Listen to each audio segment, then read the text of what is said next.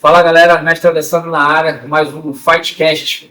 Hoje estamos aqui com esse ícone paraense, mestre Roxo, que veio aí através das artes marciais ensinando a disciplina da luta, ensinando tudo aquilo que os grandes mestres trabalham desde a era milenar, né? Estamos aqui com o mestre, ele vai apresentar um pouco do seu trabalho, falar sobre a sua jornada, sobre toda a sua caminhada dentro das artes marciais. Com vocês aqui, o nosso grande mestre Roxo. Boa, tudo bem, galera? Roxo Strike na área. Vamos falar um pouquinho da nossa história. Vamos lá? Bora. Então, mestre, hoje nós sabemos que a cidade, o pessoal do Pará conhece muito o senhor, mas quando foi o seu primeiro pontapé, o seu primeiro contato com as artes marciais? Em que ano e quando começou? Então, eu sempre fui amante das artes marciais, especificamente da nova arte, né, que é o boxe. Bom demais. Eu fui nascido em Cali, no bairro periférico, que é o bairro de Juruna, né, onde é a minha academia hoje. E sempre morei no bairro de Jurunas. No bairro de Jurunas havia uma academia chamada Amaral. E eu tinha muita vontade de treinar boxe, porque não tinha condição de pagar. E não se falava na época de projetos sociais. Eu ficava naquela expectativa de ter que treinar, porque eu achava legal. E de repente, meu irmão mais velho me convidou para treinar, só que eu fiquei na academia fechou, que era uma academia Amaral, dentro do bairro do Rio. Fechou a academia, eu fiquei parado por um tempo, não tinha por volta de 13, 14 anos, né? Foi em meados de 1983, 84. Nossa, hoje eu estou com 56. Parece não. E de lá para cá eu tive contato com as artes marciais, como eu falei, especificamente com o boxe, né? Dei uma paradinha e depois eu comecei o meu Paysandu. E o treinador na época era muita gente. Lá também só artes marciais e tal? Boxe. Só o boxe que faz, né? Eu tive boxe. Eu conheci outras academias, lógico, eu tinha outras academias, porque dentro do Pará sempre teve várias academias de boxe. E eu praticamente andei por todas elas, treinei por todas elas, eu não parei mesmo e lutei recentemente de educação. Agora eu vou ver se só ainda deve. É uma lenda que tem que parar, né? Que é o projeto de boxe. Daí eu fiz algumas lutas de boxe, né? Não cheguei a lutar profissionalmente, mas fui várias lutas. Eu era considerado um lutador mediano, né? Pela minha característica de luta, que era uma luta que era um estilo bem parecido com o americano, né? Não era trabalhava muito futebol, e ele fala futebol, né? Com a massificação das artes marciais, alguns nomes mudaram, né? Sim. Você só fala futebol, antigamente era jogo de perna, então eu trabalhava muito jogo de perna, né? E isso deixava enorme. A arte tem nome, né? Que é o boxe, né? Com o passar do tempo, fiz uma luta internacional, na Liga Francesa, não me recordo o ano agora, se não me falha a memória, ela foi em 86, na Liga Francesa. Foi em 1995 ou 96, se eu não me falha a memória.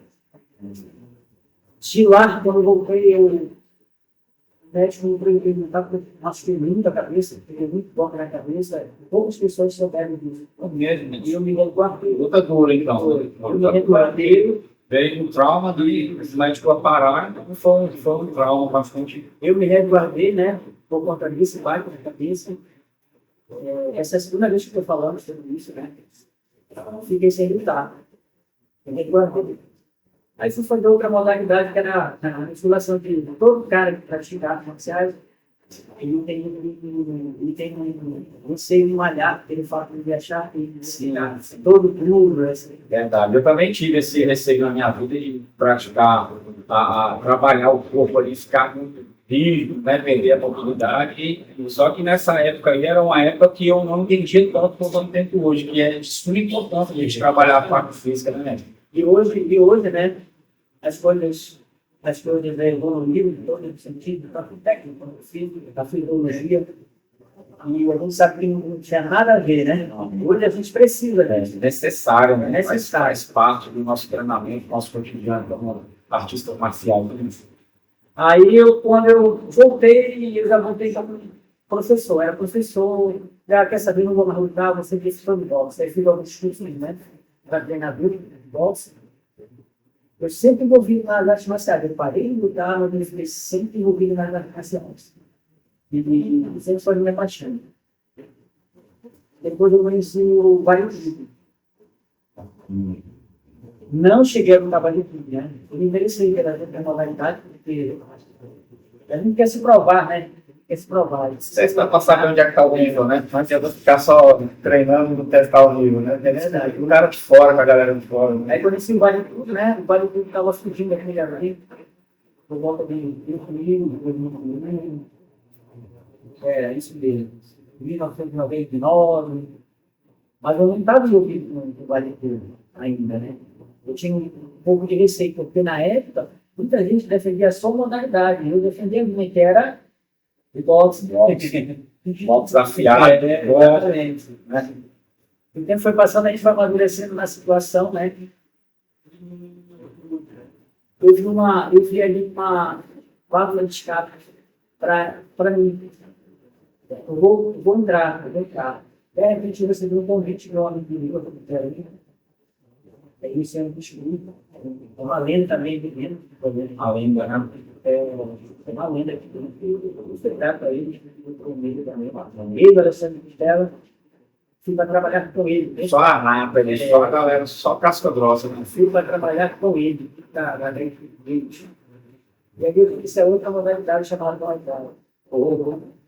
Aí eu me interessei e comecei a trabalhar. Eu já conhecia, mas não tinha praticado. E comecei a treinar eles, inclusive o MMA. Comecei a treinar com ele. Já que eu só era como você dormir uma modalidade que era o boxe. Eu acabei seguindo a tendência e outra modalidade que eu vou atrás. E agrega muito bem, né? Se um boxe com um Muay Thai, eu falo para a galera direto, falo, cara, vocês precisam conhecer outras modalidades, e tanto que uma favorece a outra, né? Se o cara que vem do boxe, ele entra no Muay Thai e é só somar as pernas depois que já está resolvido, né? Então, assim, trabalha na parte técnica, né? E vai ajudar muito, né? Falo para a galera que eles precisam. Eu tenho muitos alunos também dentro do Muay Thai, eu falo sempre para eles, vocês precisam conhecer outras modalidades para vocês entenderem de tudo um pouco, como uma agrega na outra. Não que elas sejam iguais, mas que elas uma sempre vai somar com a outra, e lá na frente você pode fazer uma outra modalidade, né? E aí, só dando continuidade no Muay Thai, hoje eu sou treinador de MMA. Através da independência do treinador de MMA. começou no boxe, veio no Muay Thai e hoje está no MMA. Exatamente. Mas continua dando aula de Muay Thai também? Continua dando aula de Muay Thai. Pô, bacana. E a equipe do senhor é qual? Muay Thai. A equipe do Muay Thai é o Strike Team. Hoje se você fica ligado aí, ó, Muay Thai pesado, mas se você é bom Diferença dele. E hoje, né, dentro do trabalho de MMA, sou treinador profissional, já formou algum atleta, já levou alguém para o UFC? Então, eu costumo dizer, eu sou suspeito para falar de mim mesmo. Eu, como treinador, eu sou muito orgulhoso, porque eu trabalho com um atleta, ele da base até o alto nível, ou seja, até o profissional. Você sabe, para você trabalhar com um atleta desde a base não é fácil. Não é fácil. Então, esse é o desafio que eu adoro, né? Eu trabalhar com um atleta desde a base. Chega aqui e trabalhar desde a base. Tem professor de história aí que não gosta, até pegar o elevador subindo. Para mim, o prazer mesmo é pegar o atleta da base, né? Que aí, quando eu vejo ele ali fazendo aquilo que eu passei no dia a dia, dentro da equipe, eu me sinto muito feliz. E é importante, né, a gente ter esse trabalho, essa aproximação, essa vivência junto com o atleta. Né? Muitos nos decepcionam, né? Existe uma decepção muito grande dentro das artes marciais, com pessoas que aproximam da gente para adquirir o nosso conhecimento, né? E isso traz uma decepção para o mestre, para o professor, aquele cara que está à frente daquele trabalho muito grande. Já sofreu algumas decepções também, mestre? Muita, né? E é normal, né?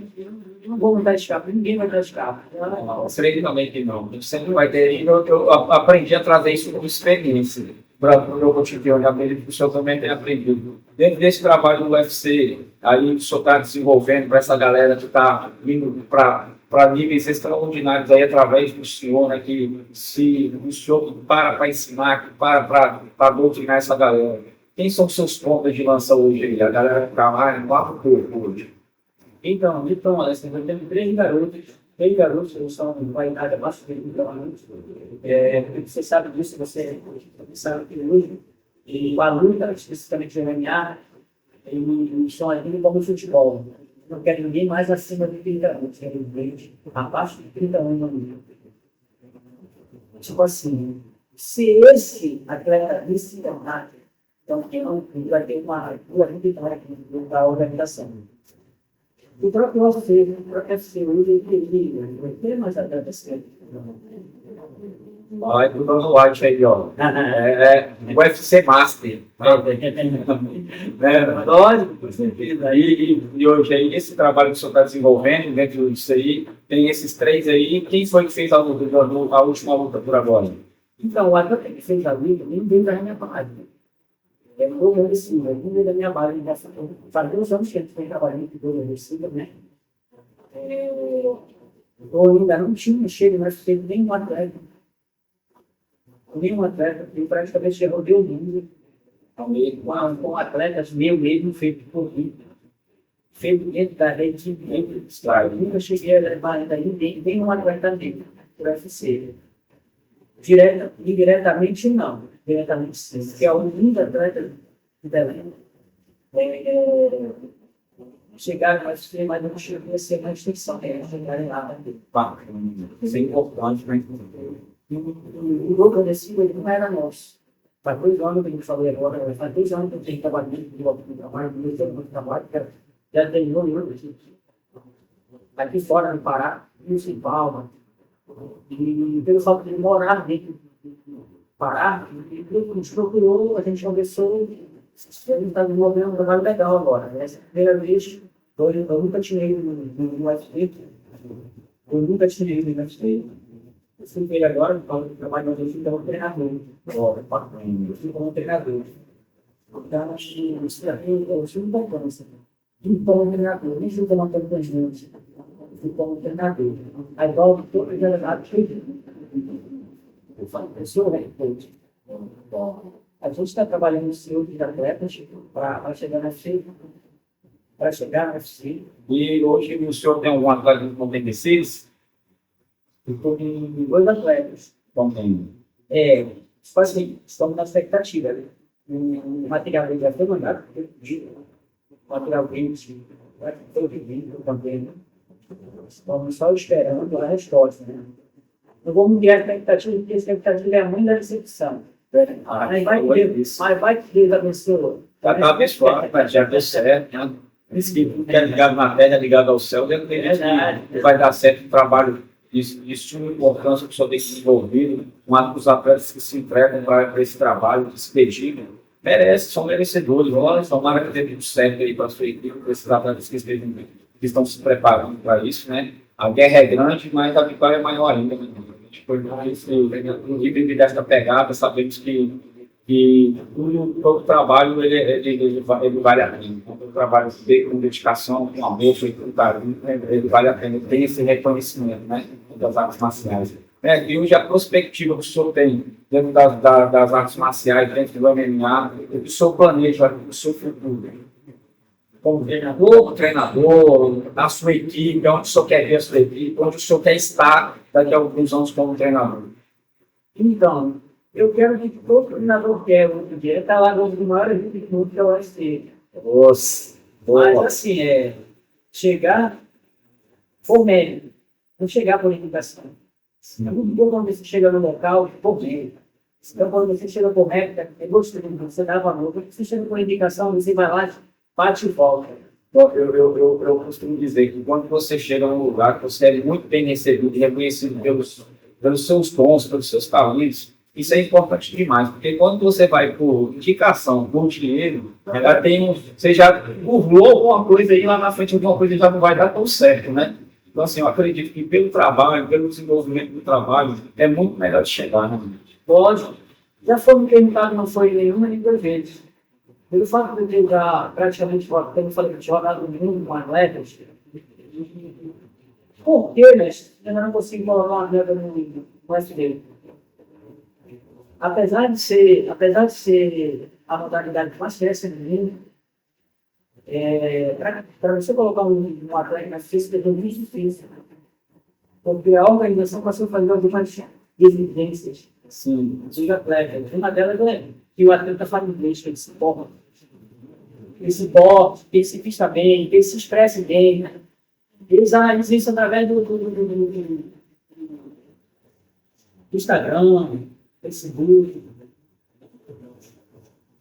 Eu acho que é importante, né? Lógico. O atleta está bem preparado, não só fisicamente, na parte de luta, em todo o seu trabalho, todo o seu contexto de luta, mas a importância dele ter um conhecimento de uma outra língua, onde ele vai lutar. Ele até se assiste, está se passando diante a luta, né? E tem muita atleta hoje que está também se formando em educação física para ter um conhecimento da parte melhor, né? E é importante para os atletas hoje, mas muita atleta não tem esse recurso. Tem muita atleta de ponta hoje que é muito bom de porrada, mas não tem recurso, não tem estudo. Como muitos jogadores de futebol também não tem estudo, ele alcançou voos extraordinários, mas o atleta hoje, para ele alcançar isso, ele tem que ter um investimento por trás, né? Para poder investir em estudo, investir em faculdade, investir até mesmo em curso de inglês. Né? O grande problema é que a gente não é visto como um país do futebol. Entendeu? A gente também é um país de futebol, só é visto hoje não mais. Só é como se não país de futebol. As categorias que o nosso país é visto é o país do futebol e o país do carnaval. Né? Exatamente. Sendo que nós temos outras coisas muito boas aí. Vou te dar um exemplo aqui. Quase de mês a mês, de 3 meses de mês, tem um atleta paraense que está atravessando o oceano para representar o Pará. Mas as autoridades, as grandes empresas não sabem disso. Porque eles não têm ciência do que o atleta passa. Eles sabem quando o atleta se destaca lá. Um paraense foi campeão. Aí eles veem. É impressionante como nós temos grandes empresas no país que poderiam estar patrocinando atletas de ponta hoje, facilitando a vida desses atletas. Porque eu vejo atletas no semáforo vendendo água, vendendo pipoca, para poder ir para o campeonato, representar o seu estado, representar o país. Né, no qual ele deveria estar sendo todo o suporte para estar fazendo isso. Isso traz uma certa indignação para nós, como mestre. Eu falo de autoridade, é o que nós vivenciamos, né, mestre? Quantas vezes tirei do meu bolso para patrocinar um atleta que não tinha uma luva, não tem dinheiro para pagar uma passagem, um voo, e fica complicado para nós. E hoje, o que o senhor falou é verdade, é uma realidade muito triste que a gente vive e vê, igual o senhor falou. Tem atletas atravessando para ir buscar algo, e suor no bolso dele para representar um estado, para representar um país. Né? Verdade, mas infelizmente é assim, cara, é assim. Se o atleta não tiver vontade, ele não conseguir, se ele não tiver vontade, ele não vai chegar. Ninguém quer para realizar o seu desejo. Eu estava conversando recentemente no UFC, eu estava conversando com um rapaz que trabalha no UFC, e ele estava me falando a respeito do instituto, né, que é o PIARE, o Centro de Treinamento de Delta Performance. Né? Tem um mestre que é nos Estados Unidos, né? Ele estava explicando para a gente que esse instituto existe justamente para catalogar atletas. Olha só. Você vê, né? Eu perguntei por que não tem isso no Brasil? Porque eles acham que no Brasil não precisa, porque os caras já nascem praticamente brigando. Já nascem brigando, velho. É mesmo assim, não, cara. Não é assim, não. Nasce brigando porque tem necessidade. A luta é diária. Começa no ventre da mãe e depois ele tatame, né? Mas a luta é diária. Todo atleta enfrenta muita luta, muita adversidade para vir treinar. Né? Já vi muita atleta chegar e chorar, tá dando porque não tinha dinheiro para pagar a mensalidade, não tinha dinheiro para comprar um kimono ou para pagar a inscrição de uma competição importante. E ficar ali prantos ali, querer desistir. Essa é a realidade dos nossos atletas do Brasil hoje. Né? De muitos, em todas as cidades, em todos os países, eu acredito que também tem esse déficit ali com os atletas. Né? E cada vez que passa, assim, com relação à luta ela vai se massificando através da nova geração que está chegando. Quando a gente está dando uma mudada no dia a dia, agora está pensando em treinar mais cedo as marciais. Verdade. 8, 10 anos. No país europeu, eles começam a crescer. A brincadeira deles é luta. Normal. Eu já tive uma formação na Rússia, enfim, um garoto de 8 anos, foi treinar comigo, bateu uma manoprinha, ele baixou a manopla como se ele já tivesse treinado já há 20 anos. E eu pensei que ia passar o ABC para ele. Passei a manopla para ele como se ele tivesse já lutado profissionalmente. Eu achei isso do caramba, porque aqui não acontece. Geralmente, no Brasil, você começa na marca, sem base, sem nada. Você começa logo no profissional, lá eles começam no amador. Então, achei bem desembarado. Como eles fazem uma luta profissional, já tem mais de 30 lutas já amadores. Já chega com a bagagem Porque eles começam muito cedo. bem acima, né? Eles começam muito cedo. Mas, porém, né, isso tem um apoio. Né? Isso tem um apoio das grandes empresas do próprio país, né? Do governador. Não é o nosso caso. É o nosso caso. Verdade. Mas a gente vê que vai chegar num momento em que a qual nós vamos se envolver, vamos chegar nesse nós queremos que ter um suporte, né, de ter esse suporte do governo, ter um suporte para a galera que vem se dedicando às artes marciais, né? É difícil porque a grande atrás também tem essa parcela de luta, né? Eles não se profissionalizam para aquilo que eles estão dispostos a fazer. Hoje em dia, as artes marciais não são de universidade, da chute, você tem que se profissionalizar, fazer, estudar outra coisa paralela à luta, tipo, uma escolinha de inglês, fazer um curso de inglês, uma aula de oratória, a educação financeira. Quando eles passarem a ver, eles precisam ser profissionais, eles vão muito mais longe. Não é só sobre tratando sobre porrada. Hoje, assim, antigamente, o atleta ele não precisava saber nada disso, porque tinha por trás alguém que fazia esse papel para ele. Né? Só que esse alguém, a maioria das vezes, sempre pulava alguma coisa ali. Muitas das vezes tinha gente muito maliciosa fazendo esse papel por trás. Dava contratos ali, o cara não sabia nem ler, só tinha que lutar. O cara pegava o contrato, metade era dele, o tanto era do atleta. Né? E quanto mais eu penso, eu falo assim para os meus alunos, o lutador profissional, ele começa dentro de casa. Ele não começa do tatame. O acordar, deitar, levantar. Ele tem que respirar aquilo que ele ama, aquilo que ele quer fazer. Então, como o senhor acabou de dizer, se ele não investe nos cursos, se ele investe nos cursos para poder, fora do horário de treino dele, ele poder alcançar outros níveis, como ele vai chegar em outro estado, em outro país, né? Como que ele vai se manter em outro lugar, sem saber falar a língua daquele lugar, né? Sem saber financeiramente o que vale aquela moeda, né? Então, assim, é importante isso. Até mesmo se vender, porque hoje em dia a gente tem que se ver como produto. Na verdade, nós somos um produto, não só o atleta, como o senador, o head coach. Ele já começa aquele investimento dele, ele está investindo, tá, se estressar bem. Nós somos um produto. Então a gente tem que estar ali apto a fazer aquilo, a se apresentar bem. Como é que ele vai se vender? Hoje não passa nesse problema, né? Como é que a gente tem que comprar, como é que a gente investir? E hoje, quem são dentro do seu espaço aqui, né? Um espaço de bom, gente. Temos um novo prova aqui, tem uma linha de tratando de ótica. Lá na frente também tem mais uma linha de tratando. E hoje, quem são os profissionais que trabalham com o estudo dando aula? Hoje, tem treinador de boxe, tem treinador de máximo, tem tudo mais velho da nossa agora. São Paulo, desculpa, São Paulo. Um evento importante, aumento do outro, mas isso não importa para a carreira dela. E para a gente também, né? Ele vai estar lá no evento. Bacana. Se der certo, eu vou estar lá também fazendo a cobertura desse evento aí, né? Vamos para cima. E qual mais a outra modalidade? Muay Thai? Então, aqui a gente tem Muay Thai, tem boxe, MMA. Tem de doce, tem de sal, pessoal.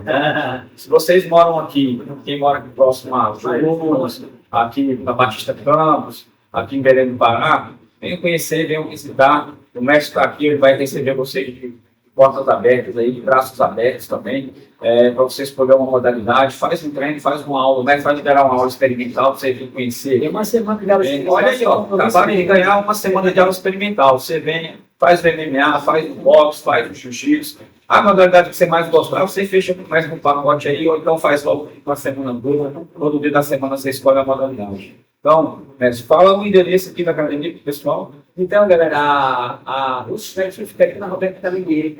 Eles têm duas modos. Número 742. Bacana. A gente vai deixar o link aqui embaixo, tá?